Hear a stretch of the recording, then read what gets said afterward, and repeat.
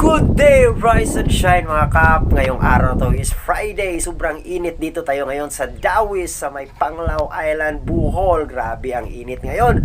Pero hindi yan makakahadlang para papawis tayo. Time check, 9:30 ng umaga. Sobrang init. Di ko lang na-check kung ilang degrees yun ngayon. Meron tayong sinusungkit dito. Ayun, ito na. Ang tagal makuha. Grabe, sobrang init. Tungtong bato talaga tayo dito. Ito na, ayun, may nakita tayong ahas pero patay na yan, huwag kayong mag-alala. Kasi sa sobrang init siguro hindi nakayanan ng init, tubigas na. At ito may kaibigan pa tayo dito. Palagi itong nandito pag nag-jog tayo dito, yun, magsisimula na tayong mag-warm up. Maglakad-lakad lang tayo ng konti para hindi tayo mabibinat. Ito, simulan natin yung takbo.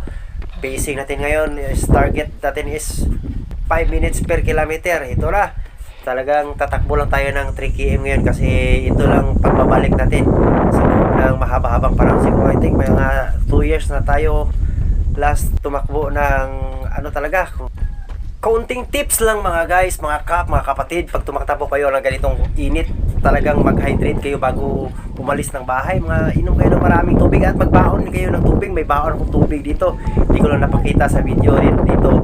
Pero may mga point dyan na talagang umiinom ako ng maraming tubig para na rin sa safety natin. Ayun, ito na, para patapos na tayo.